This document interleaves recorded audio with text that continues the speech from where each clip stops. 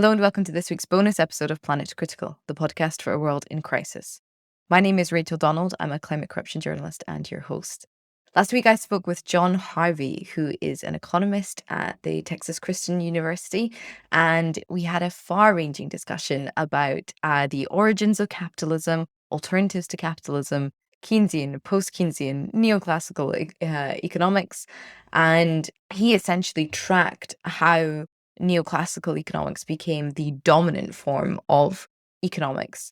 And we'll get into that in this bonus episode as well. And then stated towards the end of the episode that economics is dead. And if we want to change the world, it's going to have to be through policy, i.e., getting to policymakers, trying to get in between them and the neoclassical economists who are driving capitalism towards this sort of ferocious late stage, because they do genuinely believe in what they're preaching. It's really, really interesting. You should go and listen to it to get all of the details. I suppose the thing that I wanted to touch on in this video is the idea of the agenda, the political agenda. Because one of the things that John explains is how neoclassical economics pulled ahead of the herd of other economic theories to become the dominant theory, which has created the paradigm that we exist in today, and how that happened during the Cold War period.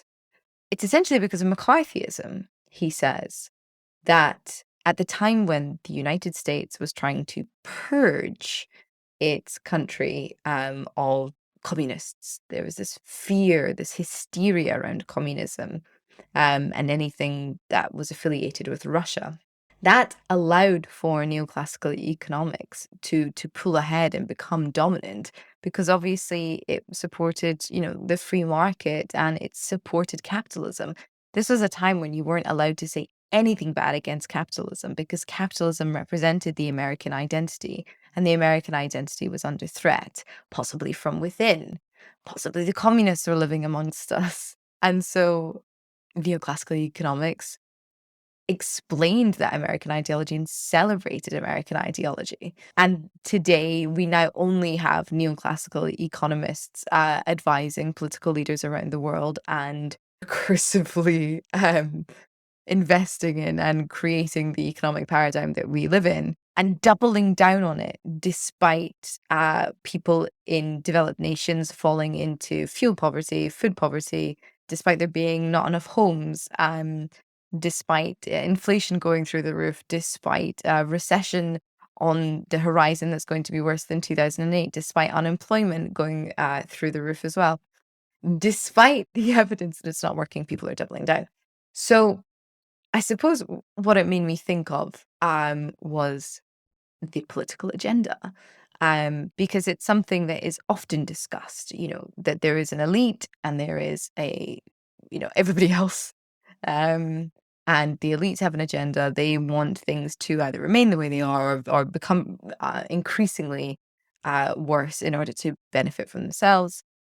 That's not a very nuanced argument. I spent a lot of time, I think, on the show, vaguely, trying to get into the weeds of how much people are affected by the environment that they live in, how much they actually believe the things that they're suggesting, versus also keeping in mind that power wants to remain powerful. So what will it tell itself? What will it tell other people? And how do we sift between what, the paradigms that people believe and therefore replicate versus the things that they are lying about and saying to the public in order to maintain their own power? So I think what's quite interesting about all of this is the idea of an agenda and the suggestion that an agenda does not come fully formed, that an agenda might be the result of a system, much in the same way that everything else we're dealing with is.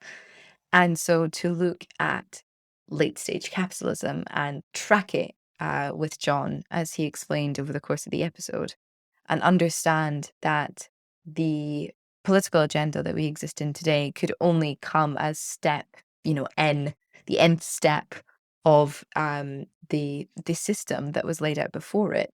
And at what point does the system become difficult to track? So we know why the free market, came into being, Adam Smith, or the idea for it. We know what happened to the economy during the war. We know what happened during the boom. We know, about Milton Friedman and all these thought leaders of neoclassical economics.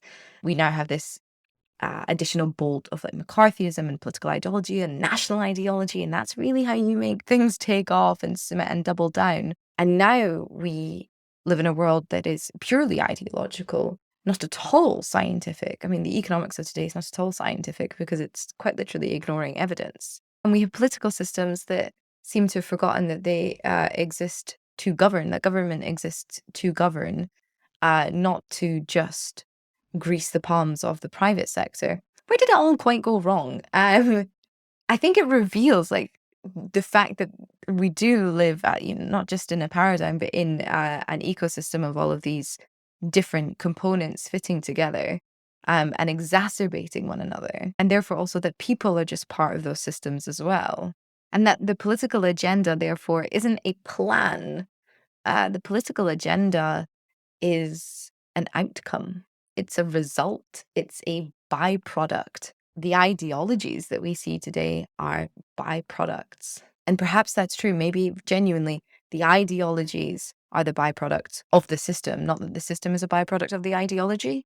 Because a system can only be created over time through the evolution of multiple different components interacting. And so to state that a system could be created by an ideology kind of actually nullifies and negates what it takes to create a system.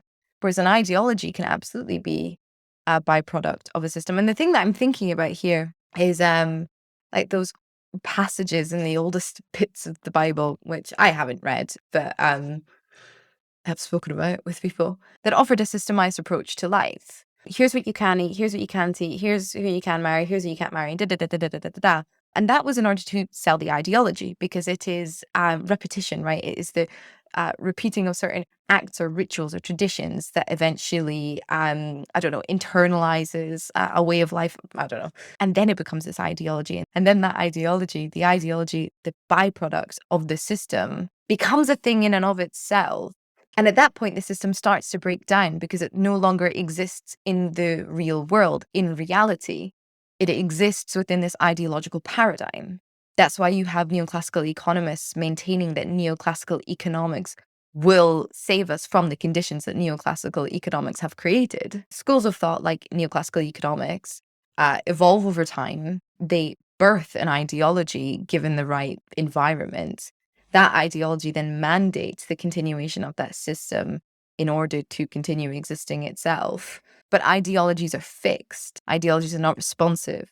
Ideologies do not tend to evolve. So the mandate becomes that the system has to act within conditions that don't actually exist. And that's why things break down. Maybe this is even more metaphysics than normal, but maybe there's something here. Somebody smarter than me has written about this. Please leave a comment below. If you're new here, remember to subscribe to the channel, turn on the notifications bell, or you can also do that over on planetcritical.com, where you get a couple of emails from me every week. If you're enjoying the show, you can become a member of the Planet Critical community by supporting the project on Patreon or also on planetcritical.com.